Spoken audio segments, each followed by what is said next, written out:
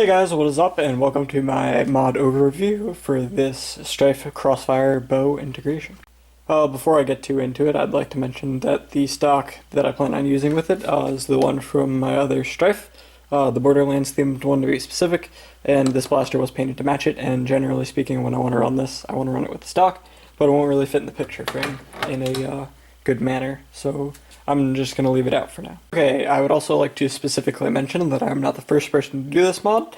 The first person that I saw to do it was a YouTube user by the name of Mag212, and I specifically took one thing from that mod, which was the relocation of the rev button, or rev trigger rather, but I'll go over that in a little bit. Okay, now there's a few ways you could have gone about integrating these particular blasters. The way I chose to do it was cutting straight down right before the handle of the Crossfire, and then cutting straight down right before the dip of the Stryfe. The reason I chose to do this was because it minimized the amount of epoxy putty work that needed to be done, and overall I think it looked the cleanest. The size lined up very well in terms of height and width. So, like I said, that minimized the amount of work that actually needed to go into the integration. I made the initial cuts on my scroll saw, and then I used my belt sander to make sure both of these pieces were very flat. Then that really helped in terms of getting a cleaner integration and making sure that the glue lined up, and that I really didn't need to do a lot of epoxy putty work. Okay, now to go over the externals of the blaster. First, we have a 3/4 inch PVC pipe with a coupler that's painted orange to act as a mock flash hider, and also to give it the nice orange tip that it needs. This piece of 3/4 inch PVC pipe goes to right about here, where the Stryfe motor starts, and that just guides the darts as they go through the integrated Crossfire section. Under that, you can see I cut down the original barrels, and I still have two dart holders here. They don't actually fire as the plunger tube has been removed for this blaster, but you can hold darts in there, and it covers the gap rather nicely. The bow has been kept. You can actually remove it. I grinded down the two nubs that usually lock into here, so if I ever need to remove this for maintenance or open the blaster, it'll be much easier to do. I added paracord bowstring here. It doesn't actually provide anything in terms of tension. Actually, it's tied up here, and then this is just for show. But I think it looks pretty good. And overall, it adds to the whole cosmetic of it being like a crossbow type blaster. Moving back a bit, we have the relocated rev trigger, as I mentioned before. This just adds a bit of comfort, in my opinion, as the blaster is rather front heavy. So generally speaking, when I'm going to be holding it, I'm going to be doing it as a two-handed thing with the stock and holding it almost like an assault rifle type thing. So overall, it's just much more comfortable in my opinion. You do forfeit the ability to dual wield these, however, this isn't a particularly practical mod, it's more of just a cosmetic mod with the Stryfe attached.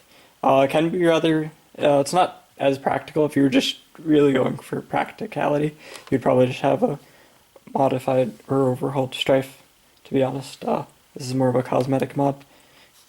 Anyway, without getting too off track, further back we have the integration. There's a bit of epoxy putty work. I tried to mimic this curve thing, and it came out pretty decently.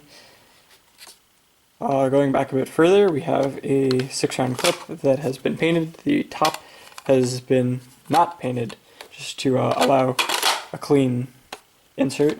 However, the 6-round mags are rather useless, so I won't actually be running it with that. That's just kind of like a cosmetic thing for like pictures and whatnot, and for some of my other blasters. The jam door has been slightly modified to allow the paracord to go through, and the standard mag release is still there. I kept the rev trigger even though it's non-functional. There's the spring and the switch just not attached to anything, just to give it the feel. I didn't really like the idea of covering up the gap. I thought it would be more comfortable if it was just like this, just to give you the same comfort level that a Stryfe would have. Overall, I like it. I mean, it doesn't really do anything. There's no harm in having it. Trigger's the same. It's been relubricated, but that's about it. The other nice thing about this integration, and lining it up the way I did, the rails line up very nicely, and they're exactly the same height, too. So I went, or this one's like slightly taller by a few millimeters, but that's about it. But overall, I went through a lot of trouble just to make sure that the rails lined up, and they do. So it was definitely worth the time and effort to do this mod the right way. In terms of internal modifications, this blaster has had the internal locks, both mechanical and electrical, removed. The entire circuit has been rewired with a heavier gauge wiring, and the momentary switch, which acts as the new rev trigger, has been relocated to the front of the blaster. The motors have been replaced with RM2 motors, and I am using stock voltages. The reason I'm using stock volts is because I haven't actually been able to chronograph this blaster, as I don't own a chronograph at the current time. I'm thinking about purchasing one, however I don't actually have one or access to one, so I'm not sure what sort of FPS this is putting out, and the HVZ game I intend to use this for has a 90 FPS limit for modified blasters.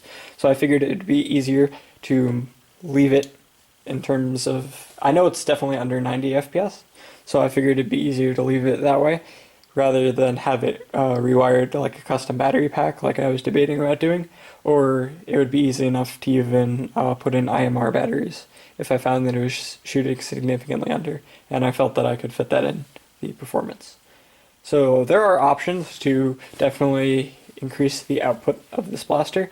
Right now it's mostly a cosmetic mod, however it is fully capable of handling the stronger voltage mods.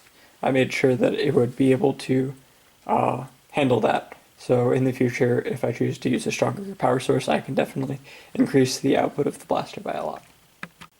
Now for a firing demonstration.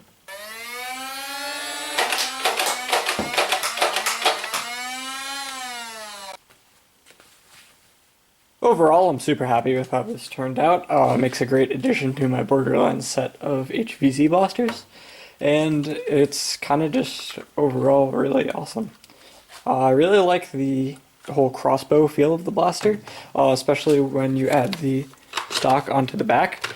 With the stock fully collapsed, this blaster measures in at just above 28 inches total, so it's definitely a very fierce looking blaster, and this is really one of my first times doing a mod that's almost purely cosmetic. Generally speaking, I try to do performance mods, however, I got an email with this as a concept for a potential commission. Unfortunately, I'm not really taking commissions at the moment, but I really like the idea, so I decided to do it for myself. I was debating about doing the shark mouth to match my other Borderlands blasters, however, I really didn't think it would fit in with the whole crossbow section being in front of that. Thank you for watching, I hope you enjoyed, and if you have any questions about this particular blaster, please feel free to leave them in the comments section down below.